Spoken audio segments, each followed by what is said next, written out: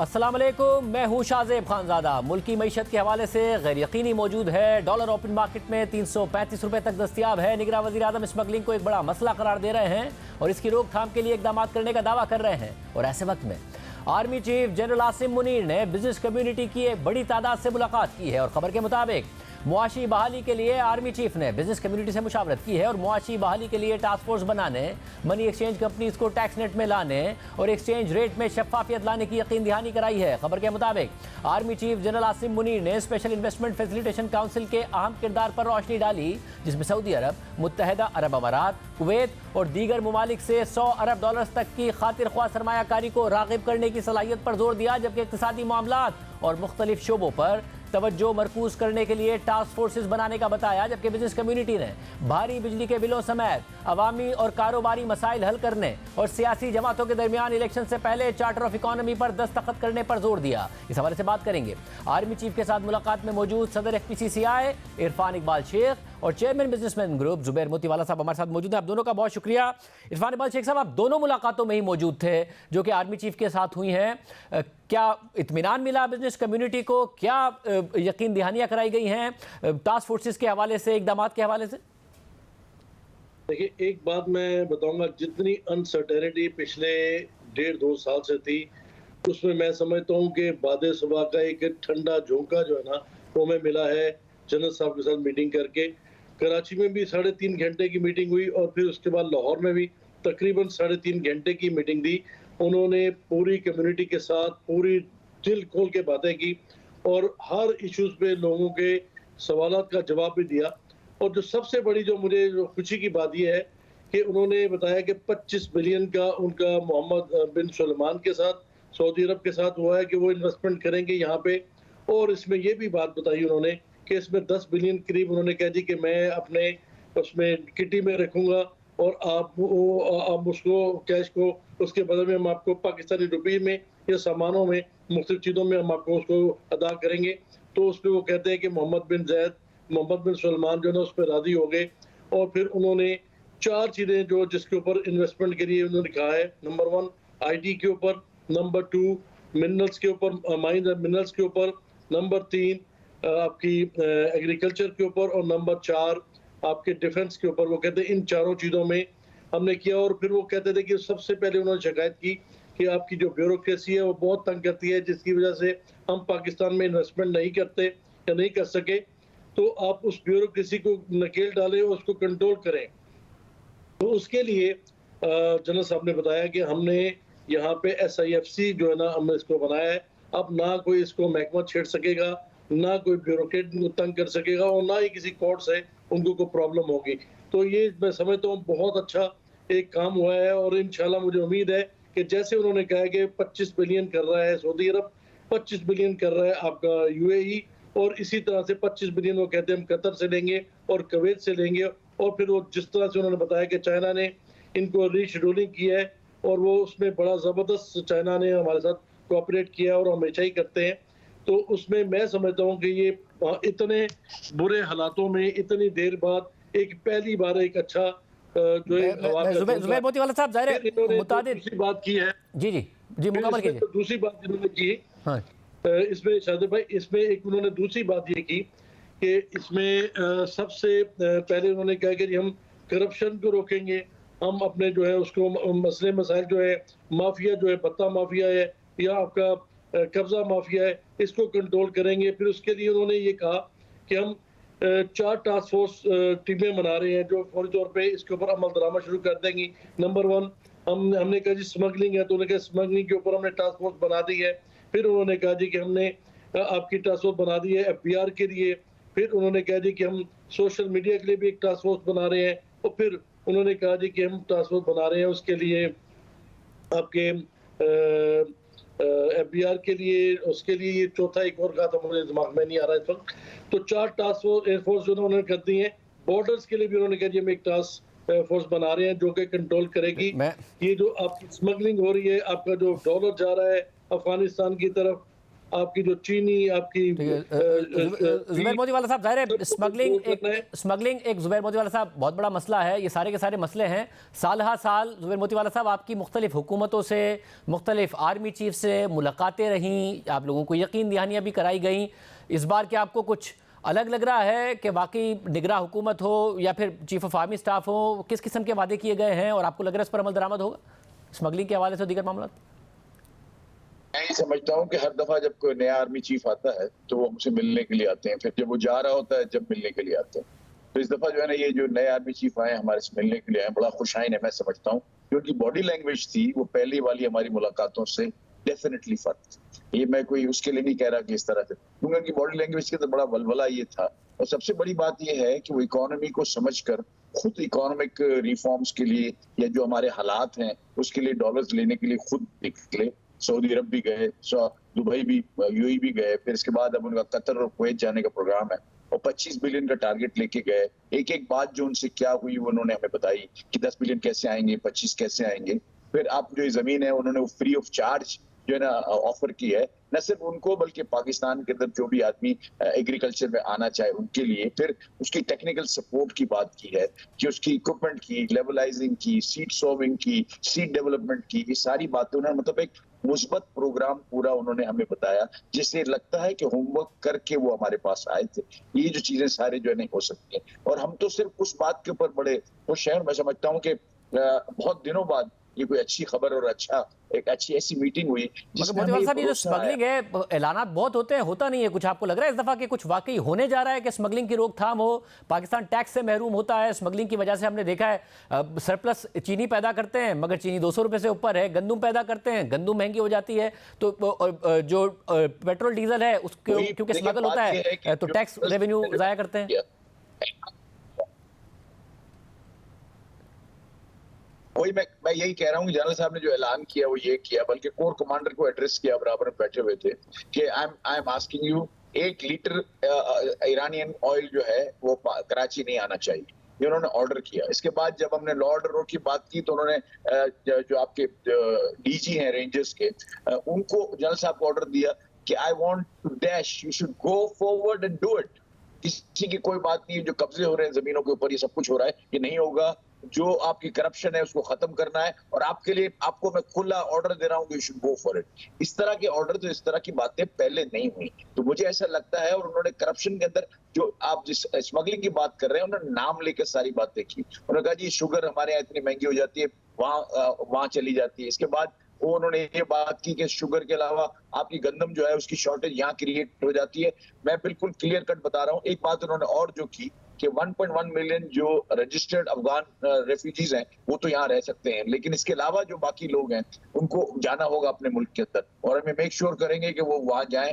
और ये दुरंत लाइन नहीं है, ये बॉर्डर्स हैं बिटवीन 2 कंट्रीज, हम उसको मेंटेन करेंगे, और हम अपनी सालमियत को, अपने लोगों को, जैसे पाकिस्तान के हालात हैं उनको ठीक करने के लिए हर वो काम करेंगे जिससे पाकिस्तान की मईशत ठीक हो, पाकिस्तान के लोगों को फायदा पहुंचे, पाकिस्तान जो है ना वो आगे तरक्की कर सके। अब बहुत हो गया, हम इसके अंदर और आगे नहीं बढ़ सकते, इसलिए हमने ये प्रोग्राम किया है। दूसरी बात, उन्होंने जो उन्होंने एमबीएस के हवाले से कहा कि जो है ना उन्होंने ब्यूरोक्रेसी की शिकायत की, उन्होंने करप्शन की शिकायत की, तो उन्होंने कहा मैंने उनसे उन्हें यकीन दिलाया है, और ये जीएचक्यू में हेडक्वार्टर है इसका, एसआईएफसी का, और हम उसको 1 विंडो ऑपरेशन के तहत चलाएंगे। कॉन्स्टिट्यूशनल कवर है, इसको कोई चैलेंज नहीं कर सकेगा। तो इन तमाम बातों को, इसके बाद हमने सारी बातें की हैं, गैस की बात भी की है, इलेक्ट्रिक के जितने सारे जो रेट बढ़े हुए हैं उनकी भी बात की है, मतलब टैक्सेशन की बात की है, ब्रॉडनिंग ऑफ टैक्स बेस की बात की है।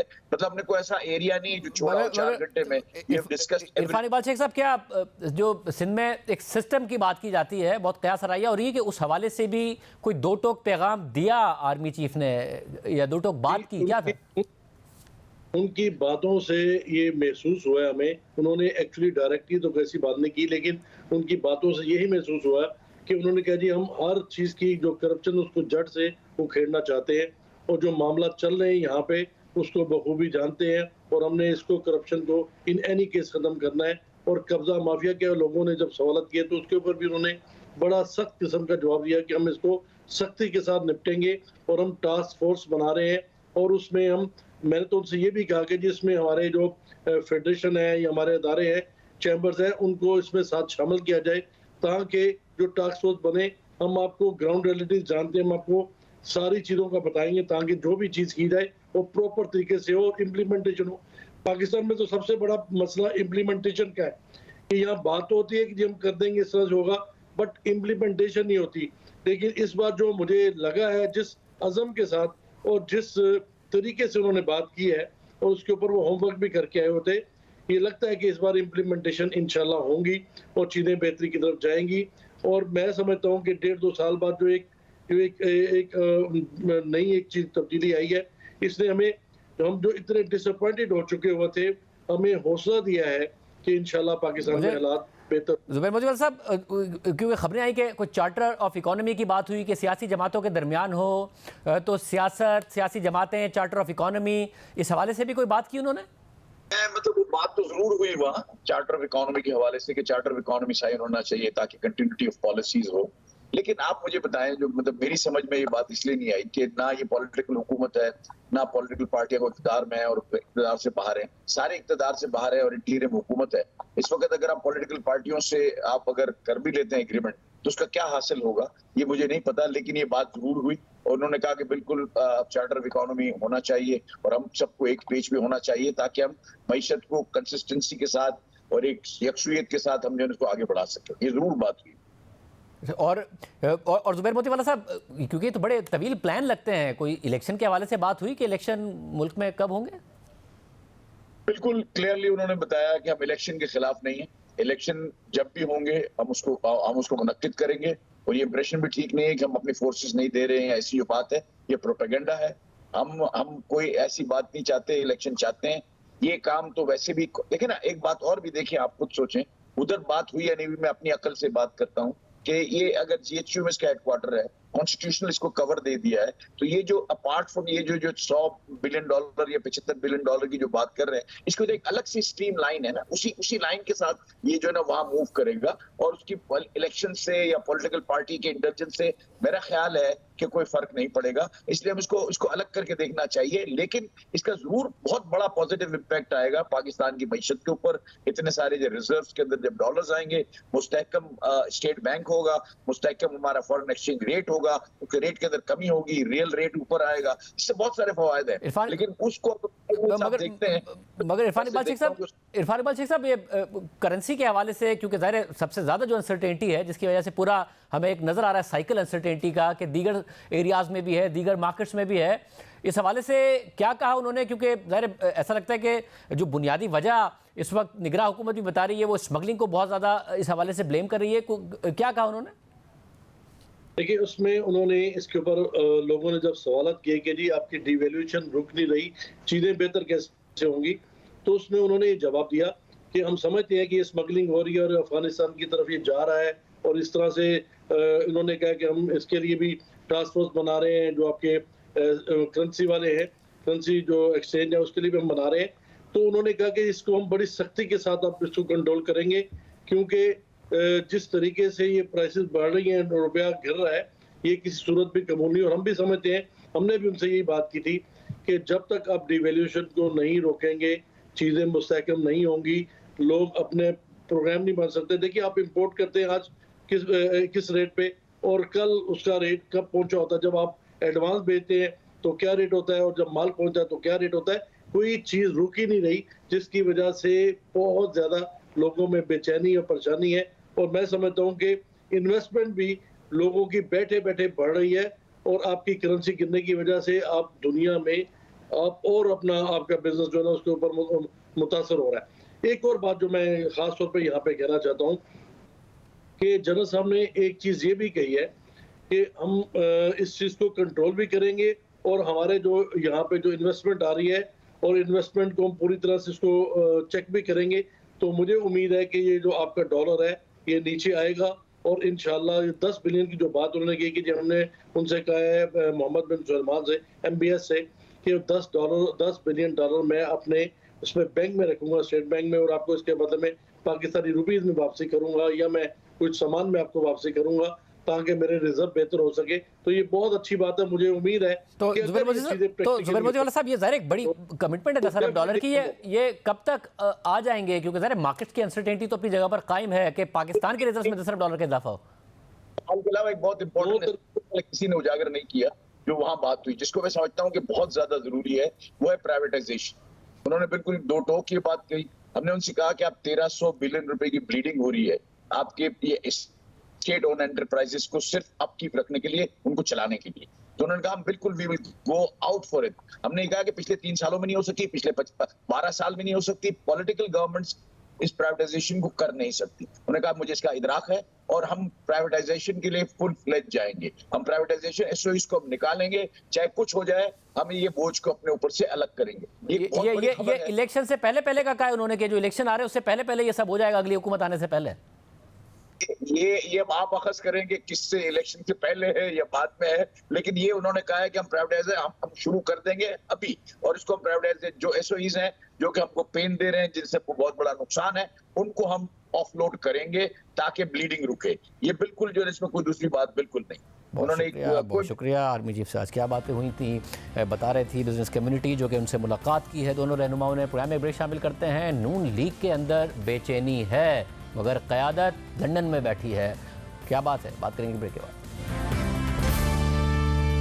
जहां मुल्क में आम इंतखाबात की तारीख से मुताल्लिक तनाज़ा खड़ा हो गया है, तो वहीं बढ़ती हुई महंगाई, सियासी और मुआशी गैर यकीनी के दौरान नून लीग की क़यादत लंदन में मौजूद है और मुल्क में नून लीग के अंदर इस हवाले से बेचैनी पाई जाती है और मुख्तलिफ सियासी रहनुमा इस मुश्किल वक्त में नून लीग की क़यादत की लंदन में मौजूदगी और वहाँ से उनकी तस्वीर की इशाअत को बुरे ऑप्टिक्स के तौर पर देख रहे हैं। सहाफ़ी अतीका रहमान के शाया होने वाली खबर के मुताबिक साबिक इत्तेहादी हुकूमत, जिसने कुछ ऐसे फैसले किए जिनके कुछ असरात हाल ही में सामने आए हैं, जिनमें सबसे अहम बिजली के इजाफी बिलों पर अवामी गुस्सा है और नून लीग इस हवाले से अवामी गुस्से का सामना कर रही है। खबर के मुताबिक नून लीग के सीनियर रहनुमा ख्वाजा आसिफ ने बताया है कि हम रोज़ाना अपने हलकों में जाते हैं, हम अवामी गुस्से का सामना कर रहे हैं, हम लोगों को समझाने की कोशिश कर रहे हैं और उनकी तनकीद के जवाब में अपना नुक्ता नज़र उनके सामने रख रहे हैं। हम कोई छुट्टी नहीं कर रहे और ना ही लोगों का सामना करने के लिए प्रॉक्सीज़ का इस्तेमाल कर रहे हैं। सूरत हाल अच्छी हो या बुरी, हम फील्ड में हैं और सामना कर रहे हैं। खबर के मुताबिक ख्वाजा आसिफ ने तस्लीम किया है कि सूरत हाल संगीन और परेशान कुन है, सियासी तौर पर भी और मुआशी तौर पर भी, लेकिन वो अवाम के तहफ़्फ़ुज़ात को एड्रेस कर रहे हैं और अगर उनकी जमात को चांस मिला तो वो इस सूरत हाल से रिकवर कर सकते हैं। खबर के मुताबिक ख्वाजा आसिफ के तमाम साथी उनसे इत्तफाक नहीं करते। नून लीग के मुतादिद रहनुमाओं को लगता है कि नून लीग की आला क़यादत की लंदन में मौजूदगी ऑप्टिक्स के लिए बुरी है। निगरान हुकूमत के आते ही शहबाज शरीफ लंदन पहुंच गए और नवाज शरीफ जो पार्टी के अहम फैसला साज हैं, वो 2019 से लंदन में हैं। खबर के मुताबिक एक अहम पार्टी मेंबर का कहना है कि मैंने मियां शहबाज शरीफ की एक तस्वीर देखी, वो तस्वीर शहबाज शरीफ की लंदन में गवर्नर कामरान टिसोरी के साथ थी और मैंने खुद से ये सोचा कि किस जीनियस ने यह तस्वीर शाया की है। खबर के मुताबिक इन पार्टी मेंबर को लगता है कि पार्टी क़यादत की मुल्क से बाहर मौजूदगी पर तवज्जो मबजूल कराना गलत मशवरों पर मबनी है और साबिक वज़ीर आज़म और पार्टी लीडर होते हुए शहबाज शरीफ को जल्द वापस आ जाना चाहिए। खबर के मुताबिक नून लीग के एक रहनुमा ने नाम जाहिर न करने की शर्त पर बताया है कि पार्टी क़यादत को यहाँ आकर यह वजाहत देनी चाहिए कि लोग क्यों इन मुश्किलात का सामना कर रहे हैं। इस अहम मौके पर मुल्क छोड़कर जाना कोई ज़िम्मेदाराना अमल नहीं है। हम पाकिस्तान में मौजूद क़यादत ये बात कर रहे हैं कि हमने मुख्तसर वक्त में क्या हासिल किया है, लंदन में मौजूद क़यादत को भी ये करना चाहिए। कोई कबूतर की तरह अपनी आंखें बंद नहीं कर सकता। खबर के मुताबिक साबिक वज़ीर आज़म शाहिद खान अब्बासी भी इस बात से इत्तफाक करते हैं कि पार्टी की आला क़यादत को मुल्क में सवालात का सामना करना चाहिए और शाहिद खान अब्बासी के मुताबिक हम 16 महीने हुकूमत में रहे, हमें लोगों को बताना पड़ेगा कि हमारी कारकर्दगी क्या थी और हम वो मसाइल हल क्यों नहीं कर सके जिनका लोगों को आज सामना है। हम हकीकत से खुद को अलहदा नहीं कर सकते और अगर हम आज लोगों के सवालात का जवाब नहीं देते तो वो कल हमें बैलेट बॉक्स पर इसका जवाब दे देंगे। इस वक्त आवाम से बातचीत करना बहुत ज़रूरी है। खबर के मुताबिक साबिक वज़ीर ख़ज़ाना इसहाक़ डार जो गुज़िश्ता कुछ हफ्तों से लंदन में थे, उनसे जब रब्ता किया गया तो उन्होंने बताया कि वो पाकिस्तान वापसी के लिए रास्ते में है। यानी नून लीग जो साबिक इत्तेहादी हुकूमत की सबसे अहम स्टेक होल्डर थी, उसकी अहम क़यादत अब तक लंदन में मौजूद है, वो भी एक ऐसे वक्त में जहां मुल्क में आए रोज़ मुआशी और सियासी हवाले से गैर यकीनी बढ़ती जा रही है और इस गैर यकीनी के साथ साथ अवामी गुस्सा भी बढ़ता जा रहा है, जिसका सबसे ज़्यादा नुकसान भी नून लीग को हो रहा है। हमारे साथ नून लीग के सीनियर रहनुमा ख्वाजा आसिफ साहब मौजूद हैं। ख्वाजा साहब, बहुत शुक्रिया में शो में ज्वाइन करने के लिए। खबर के मुताबिक आप हल्के में हैं, हल्के में जा रहे हैं तो अवाम के गम गुस्से का सामना कर रहे हैं, उन्हें समझाने की भी कोशिश कर रहे हैं कि ये जो हालात हैं क्यों हैं, मगर आपको नज़र आ रहा है कि अवाम के हालात इतने बुरे हैं और 16 महीने आपकी हुकूमत रही है कि आपके लिए उन्हें समझाना बहुत मुश्किल हो रहा है, हालांकि आप बार बार MNA मुंतखब हुए हैं, बार बार आपके हल्के के अवाम ने आपको वोट दिया। बिस्मिल्लाहिर्रहमानिर्रहीम। शाहजेब, जो आपने ये इब्तदाइये में जो बातें की हैं, मैं किसी बात से जो है वो इख्तलाफ नहीं कर सकता। थोड़ा बहुत इधर उधर जो आपने बातें की हैं उनकी तस्दीक करने की ज़रूर कोशिश करूँगा, लेकिन ये बात सही है। मैं मियाँ साहब जो है ना वो दूसरा हफ्ता जो अक्टूबर का है उसमें जो है वो इंशाल्लाह ताला वापस आ जाएंगे पाकिस्तान। जो है मेरी जो कल बात हुई है आतिका रहमान साहिबा से, उनको मैंने यही कहा है कि मेनली क्योंकि इलेक्शन की अभी कोई फर्म तारीख या स्केड्यूल जो है वो सामने नहीं आया, उसकी वजह से मियाँ साहब की वापसी जो है वो थोड़ी सी मुअख्खर की गई है। पहले उनके आने का स्केड्यूल जो था वो सितंबर का दूसरा हफ्ता था, ये जो अभी 2-4 दिन में स्टार्ट होगा, तो ये ज़रूर डिले है। और मैं आपसे इत्तफाक करता हूँ कि मियाँ साहब चले अक्टूबर में आ जाएं, वो कोई उसमें मज़ायका नहीं है। अक्टूबर के बाद 10, 12, 13 तारीख को आ जाएं, लेकिन मियाँ शहबाज शरीफ साहब को वापस आ जाना चाहिए और डॉक्टर साहब मोहतरम को भी जो है वापस आ जाना चाहिए, क्योंकि एक क्रिटिसिज्म जो है 16 महीने जो हमने हुकूमत की है, चाहे हम कोलिशन के साथ हुक्मरानी कर रहे थे, और ये जिम्मेदारी जो है सिर्फ और सिर्फ PMLN के ऊपर नहीं पड़ती। हमारे बहुत से डिसीजन जो थे, बल्कि तमाम डिसीजन जो थे वो कंसेंसस के साथ जो है वो किए जाते थे। हमने कभी अकेले डिसीजन कोई नहीं किया था, और मैं उन डिसीजंस को ओन करता हूँ। मैं बसीयत एक काबीना के मेंबर के ओन करता हूँ, और बाकी भी मेरे साथी किसी भी पार्टी से ताल्लुक़ रखते हो उनको ओन करेंगे, क्योंकि हमने एक ऐसे हालात इनहेरिट किए थे, हमें ऐसी तबाही जो है विरसे में मिली थी, जिसको हम संभालते रहे, तो हमसे उस तरह नहीं संभली जिस तरह आवाम से तो कर रहे थे। और साहब, और इतना संभलने की वजह भी क्या ये नहीं है कि जो आपकी लीडरशिप का फासला था, जब आप फासले पर होते हैं, आपको जो कुछ भी बताया जाए आप उस पर यकीन कर लेते हैं और उसका फॉल आउट पार्टी को भुगतना पड़ता है। फॉर एग्जांपल, वहाँ पर नवाज शरीफ साहब थे, मिफ्ता इस्माइल साहब, शाहिद खान अब्बासी साहब, आप लोग उन्हें बताते थे कि जी IMF का प्रोग्राम की बहाली के लिए ये फैसले करने हैं, वो मीटिंग से उठ के चले जाते थे चंद रुपए की पेट्रोल में कीमत में इजाफे की वजह से, क्योंकि उन्हें वहाँ इसहाक डार साहब बताते थे मैं 200 रुपये का डॉलर कर दूंगा, मैं पेट्रोल सस्ता कर दूंगा, मैं IMF की आंखों में आंखें डालकर बात कर लूंगा। नवाज शरीफ साहब उन पर यकीन करते थे, उन्होंने उन्हें यहाँ भेजा। फिर हमने देखा कि बाद में क्या हुआ, कितनी मुश्किल से वज़ीर आज़म को खुद कोशिशें करके, और आपने हमारे प्रोग्राम में बताया कि आर्मी चीफ ने एफर्ट की, 2 मवालिक से पैसे लाके वो करना पड़ा। तो ये जो आपकी पार्टी को भुगतना पड़ रहा है, ये इस फासले की वजह से नहीं है कि नवाज शरीफ साहब वहाँ थे और पता नहीं होता ग्राउंड रियलिटी का लीडरशिप को? फिर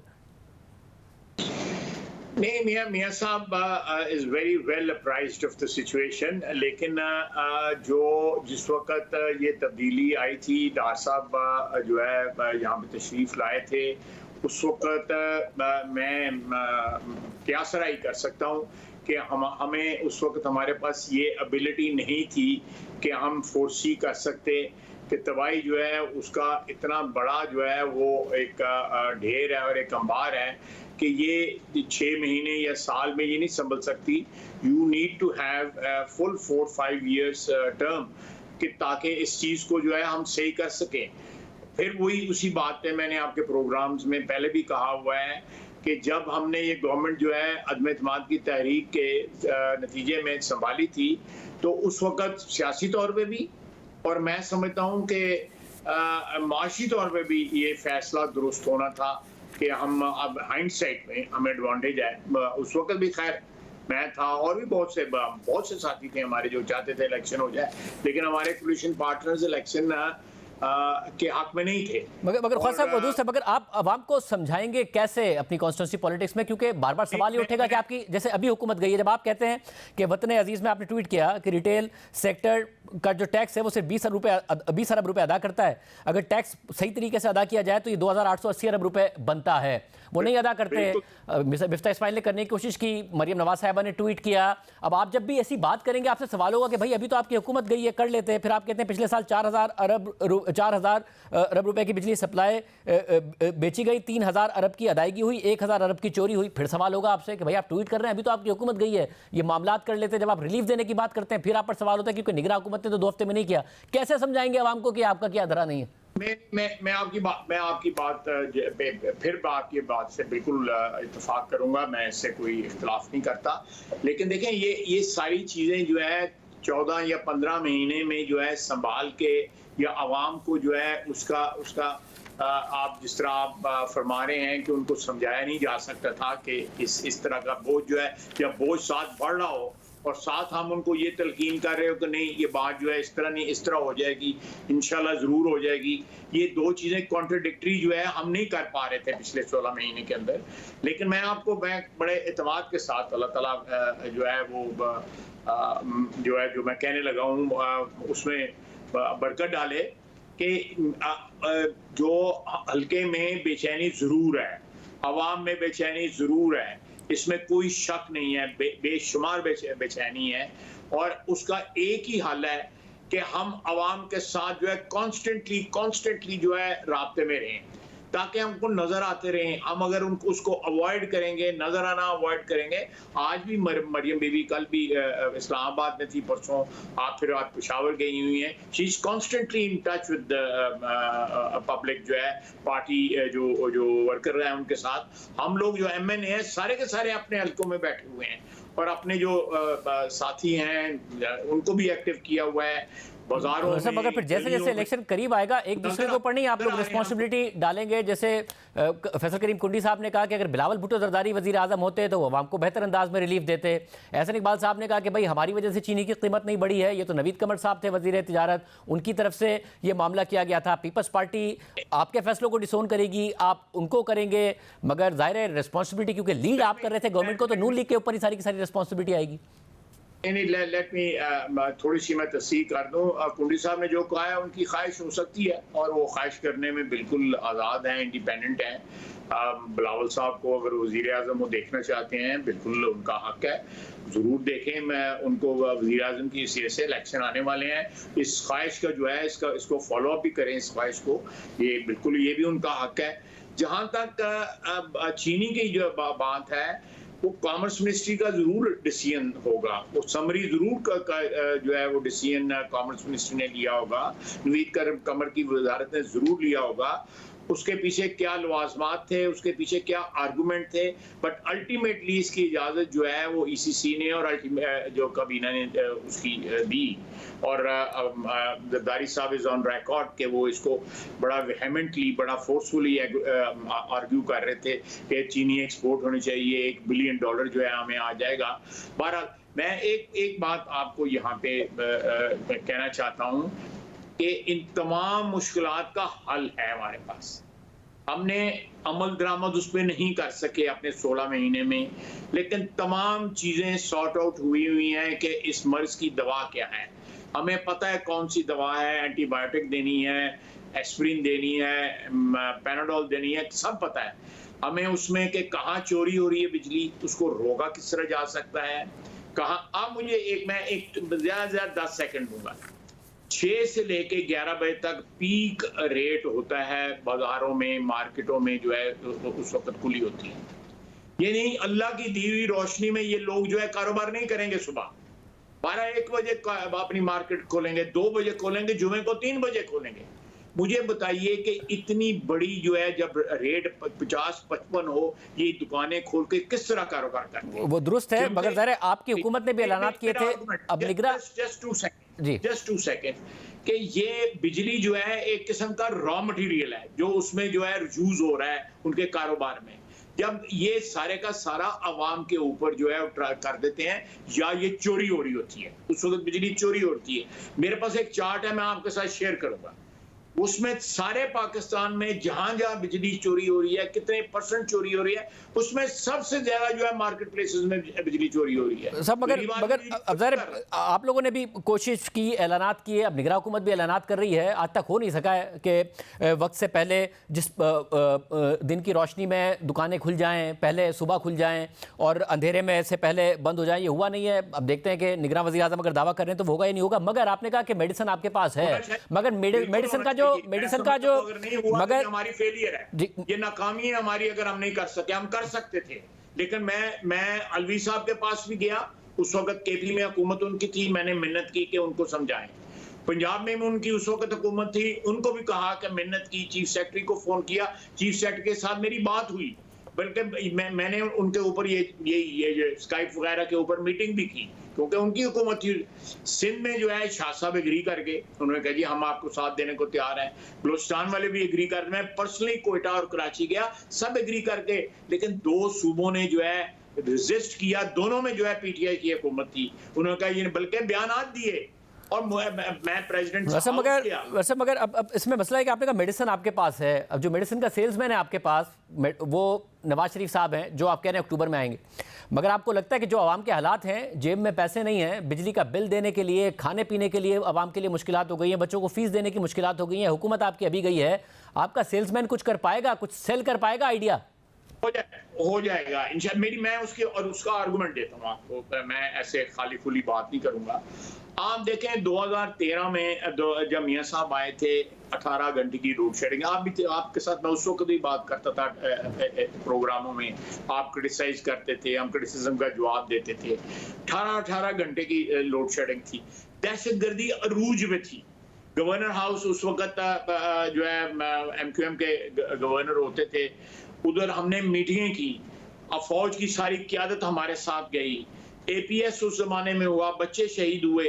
और आज भी मैं टेलीविजन पे सुन रहा था कि इस महीने में एक कॉरस्पॉन्डिंग 2014 के में जो है ना, वो सबसे ज्यादा जो है दहशतगर्दी हुई थी। ये वही माहौल बिल्डअप हुआ है।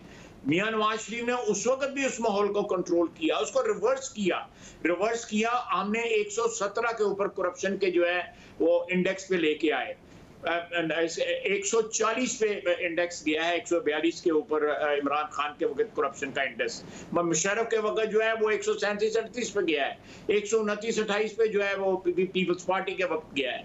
हमने रिवर्स की चीजें, ऑलरेडी जो है एक एविडेंस मौजूद है, ऑलरेडी जो है एक एग्जांपल मौजूद है मियां नवाज शरीफ की क़यादत में, हमने ये अचीव किया हुआ है, इंशाल्लाह ताला फिर अचीव करेंगे। सब देखते हैं कि मियां नवाज शरीफ वापस आते हैं तो क्या वो स्ट्रेटजी लेकर आते हैं। प्रोग्राम में ब्रेक शामिल करते हैं और बात होगी कि जो सदर मुमलिकत हैं वो क्या तारीख नहीं दे रहे हैं, 2 अहम मुलाकातों का किस्सा जिसके बाद तारीख नहीं आ रही है, क्या मामला, बात करेंगे ब्रेक के बाद। तहरीक इंसाफ और सदर मुमलिकत डॉक्टर आरिफ अलवी दोनों ही ये समझते हैं कि मुल्क में इलेक्शन की तारीख का ऐलान सदर ही कर सकता है और इंतखाबात का एक ऐसा दिन मुकर्रर होना चाहिए जिससे 90 दिन की डेडलाइन से तजावुज़ ना हो। और इस हिसाब से सदर आरिफ अलवी को नवंबर की एक तारीख का ऐलान करना होगा, लेकिन आज 4 सितंबर है और सदर मुमलिकत डॉक्टर आरिफ अलवी ने अब तक इलेक्शन की तारीख का ऐलान नहीं किया है। इस हकीकत के बावजूद इलेक्शन की तारीख का ऐलान नहीं किया कि इलेक्शन कमीशन ने हल्का बंदियों की हतमी इशाअत के लिए 30 नवंबर की तारीख मुकर्रर कर दी है, जिससे ये वाज़ेह हो गया है कि इलेक्शन कमीशन और निगरान हुकूमत कम से कम मुद्दत में भी इंतखाबात जनवरी के आखिर में ही देख रहे हैं और इस हवाले से जल्द इलेक्शन कमीशन किसी तारीख का ऐलान कर सकता है। मगर सदर आरिफ अलवी की तरफ से अब तक इलेक्शन की तारीख का ऐलान न करने के पीछे असल वजह हालिया मुलाकातें हैं या कोई और मजबूरियां हैं, ये सवाल अपनी जगह बरकरार है। क्योंकि 3 दिन पहले जुम्मे को सहाफ़ी कामरान यूसुफ की यह खबर सामने आई थी कि सदर मुमलिकत इलेक्शन कमीशन और वजारत कानून की राय से मुत्तफिक नहीं है और अब उन्होंने नवंबर की किसी तारीख को इलेक्शन का ऐलान करने का फैसला कर लिया है और वो बहुत जल्द इस हवाले से ऐलान कर सकते हैं। मगर फिर अचानक एक अहम पेशरफ सामने आई। हमारे प्रोग्राम में सहाफ़ी कामरान यूसुफ ने यह खबर ब्रेक की कि सदर आरिफ अलवी जुम्मे के रोज़ इंतखाबात की तारीख का ऐलान कर सकते थे, लेकिन उसी दिन कुछ अहम शख्सियात की ऐवान सदर में डॉक्टर आरिफ अलवी से खुफिया मुलाकात हुई और इस मुलाकात का पस मंज़र इलेक्शन की तारीख के ऐलान से मुताल्लिक था और इस मुलाकात के दौरान सदारती अमले को वहाँ से जाने का कह दिया गया था। फिर यह क़यास-आराइयाँ हुई कि इस मुलाकात के बाद अब ये देखना होगा कि सदर मुमलिकत डॉक्टर आरिफ अलवी इलेक्शन की तारीख का ऐलान करेंगे या नहीं करेंगे। जिसके बाद हफ्ते को रोज़नामा जंग में सहाफ़ी ताहिर खलील की यह खबर शाया हुई कि ऐवान सदर के ज़राए कन्फर्म कर रहे हैं कि जुमे को सदर की 2 अहम शख्सियात से मुलाकात हुई है। इस मुलाकात के दौरान ऐवान सदर का 4th फ्लोर जहां सदर मुमलिकत का ऑफिस चैम्बर है, वहां किसी को भी आमदोरफ्त की इजाजत नहीं थी। खबर के मुताबिक ऐवान सदर के अमले को भी रोक दिया गया था। 3 बड़ों की इस मुलाकात में क्या हुआ है, इस हवाले से ऐवान सदर या किसी दूसरे जरिए से कोई बयान या एलामिया जारी नहीं किया गया है। यानी 31 अगस्त से 1 सितंबर के दरमियान ये इम्कान था कि सदर मुमलिकत डॉक्टर आरिफ अलवी इंतखाबात की तारीख का ऐलान करेंगे। फिर 1 सितंबर को डॉक्टर आरिफ अलवी की ऐवान सदर में 2 अहम शख्सियात से मुलाकात हुई, जिसके बाद से अब तक सदर ने इंतखाबात की तारीख का ऐलान नहीं किया है। क्या सदर की तरफ से इंतखाबात की तारीख का अब तक ऐलान ना करने के पीछे अहम शख्सियात की खुफिया मुलाकात कार फरमा है, या मामला कुछ और है? क्योंकि आज सदर आरिफ अलवी की निगरां वफाकी वज़ीर कानून और इंसाफ अहमद इरफान असलम से मुलाकात हुई है, जिसमें मुल्क में आम इंतखाबात के इनेकाद से मुताल्लिक उमूर पर तबादला ख्याल किया गया है। ऐवान सदर की तरफ से जारी करदा एलामिया के मुताबिक सदर ने निगरां वज़ीर आज़म के बयान को सराहा है कि हुकूमत सुप्रीम कोर्ट के फैसले की पासदारी करेगी, और मुलाकात में सदर मुमलिकत ने आइन की बालादस्ती बरकरार रखने की ज़रूरत पर भी जोर दिया है और कहा है कि फैसले आइन की रूह के मुताबिक होने चाहिए। आखिर इस वक्त चल क्या रहा है, पूरी सूरत हाल पर बात करेंगे। एक बार फिर हमारे साथ मौजूद हैं सहाफ़ी कामरान यूसुफ साहब। कामरान साहब, बहुत शुक्रिया मशो में ज्वाइन करने के लिए। अब ज़ाहिर है आज तक भी सदर मुमलिकत ने तारीख नहीं दी है, मगर वो निगरां वज़ीर आज़म के इस बयान को भी सराह रहे हैं कि अगर सुप्रीम कोर्ट कोई भी फैसला देगी तो हम उसकी पैरवी करेंगे। तो क्या सदर मुमलिकत खुद तारीख देने की बजाय सुप्रीम कोर्ट ही की तरफ देख रहे हैं कि सुप्रीम कोर्ट फैसला दे दे? वहाँ पर ज़ाहिर सुप्रीम कोर्ट बार की, तहरीक इंसाफ की पटिशंस मौजूद हैं, या फिर ज़राए बता रहे हैं कि वो तारीख दे सकते हैं? देखें, आज के उनके इस बयान के बाद जो निगरान वज़ीर कानून से मुलाकात हुई और ऐवान सदर से जो बयान जारी हुआ, उससे तो यही इशारा मिल रहा है कि अगर सदर आरिफ अलवी पहले ख़ुद तारीख देने का कुछ सोच रहे थे तो शायद जो मुलाकात जिसका आप जिक्र कर रहे हैं जो जुमे के रोज़ हुई, उसके बाद अपना फ़ैसला लगता ये है कि उन्होंने बदल दिया है। क्योंकि अगर उनका ये कहना कि उन्होंने इस बयान को का खैर मकदम किया है जो निगरान वज़ीर आज़म अनवारुल्लाह काकड़ साहब ने दिया है कि सुप्रीम कोर्ट जो भी फ़ैसला करेगी निगरान हुकूमत उसे मानेगी, तो इसका मतलब है कि कहीं ना कहीं सदर आरिफ अलवी भी उनको लगता है कि शायद उनके लिए तारीख का ख़ुद ऐलान करना इतना आसान नहीं है। आगे चल के इसी बयान में उन्होंने इसी बात पर जोर दिया कि जो आइन की रूह है उस पर अमल दरामद किया जाएगा, जिसका ये मतलब भी है कि अगेन उसके अंदर अगर अंडरलाइन मैसेज देखें तो वो ये समझते हैं कि इलेक्शन एक्ट 2017 में जो भी तरमीम की गई है कि अगर असम्बली जो है प्राइम मिनिस्टर की एडवाइस पे तहलील होती है तो सदर का कोई इख्तियार अब नहीं है कि वो इलेक्शन की तारीख दे। लेकिन इस बयान के मुताबिक शायद वो आइन की रूह की जब बात करते हैं तो उनको यही लगता है कि अभी भी सदर के पास वो इख्तियार मौजूद है। लेकिन जैसे मैंने जुमे के रोज़ कहा था कि उस अहम मुलाकात के बाद अब देखना ये है कि क्या सदर पाकिस्तान अपने उस फैसले पर कायम रहते हैं कि वो खुद इलेक्शन की तारीख का ऐलान कर सकते हैं। अभी तक तो ये लग रहा है कि शायद उन्होंने अपने फैसले को ऑन होल्ड कर दिया। और ये भी इम्पॉर्टेंट है कि अगले 3 रोज़ के लिए वो इस्लामाबाद में सदर आरिफ अलवी नहीं होंगे।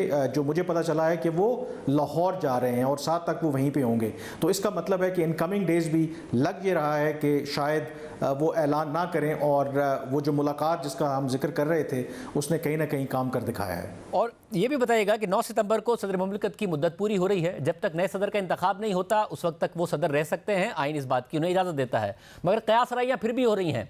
क्या ज़राए आपके बता रहे हैं सदर मुमलिकत जब तक नया सदर मुंतखब नहीं होता उस वक्त सदर रहने का ही इरादा रखते हैं? देखें, जो अभी तक की जो इत्तलात हैं, ज़ाहिर है कि कंफर्म ख़बर तो किसी के पास नहीं है। वैसे तो 9 सितंबर को उनकी मुद्दत पूरी हो रही है, लेकिन आइन ये इजाज़त देता है क्योंकि जब तक नए सदर का इंतखाब नहीं हो जाता तो सदर आरिफ अलवी कंटिन्यू कर सकते हैं। और इस वक्त आपको पता है कि इलेक्ट्रल कॉलेज नहीं है, जो चारों सूबाई असम्बलियाँ हैं, कौमी असम्बली इस वक्त वजूद तहलील है, और जब तक इलेक्शंस हो नहीं जाते तो इलेक्ट्रल कॉलेज सदर का आ नहीं सकता, तो उस वक्त तक ये कंटिन्यू रख सकते हैं। जो मुझे कम अज़ कम एक बात ज़राए से पता चली कि सदर का, जिससे अंदाज़ा होता है कि उनका अभी तक कोई इरादा नहीं है कि वो ईवान सदर छोड़ें, कि उन्होंने अपने जो मुतलका अमला है उनसे कहा है कि वो अगले 6 महीने का उनका जो शेड्यूल है वो प्रिपेयर करें। तो इसका मतलब है कि अगर उन्होंने अपने स्टाफ को ये कहा है कि अगले 6 माह के लिए उनका जो शेड्यूल है वो प्रिपेयर करें as president, so this means कि अभी तक वो शायद सदारत जो है वो छोड़ने का इरादा नहीं रखते। बट दिस ऑल्सो मीन्स कि वो नवंबर में इलेक्शन भी नहीं देख रहे हैं, अगर 6 महीने का शेड्यूल उन्होंने कहा। लग तो यही रहा है, क्योंकि 6 महीने की अगर बात है तो 6 महीने की शेड्यूल का मतलब यही है कि अगर तो नवंबर में इंतखाबात हो जाते हैं तो उसके बाद तो फिर ज़ाहिर है कि जो अगला मरहला है वो सदर के इंतखाबात का है।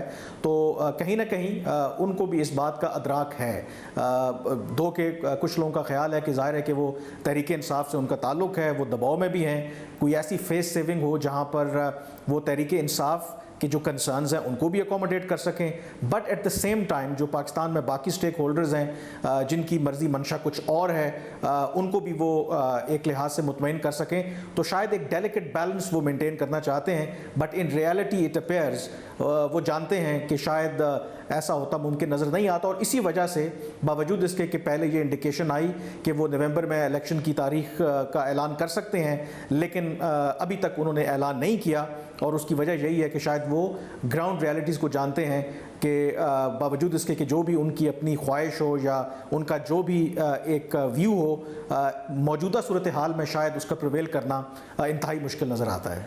बहुत शुक्रिया। आज के प्रोग्राम में इतना ही, रह दीजिए। अल्लाह हाफ़िज़।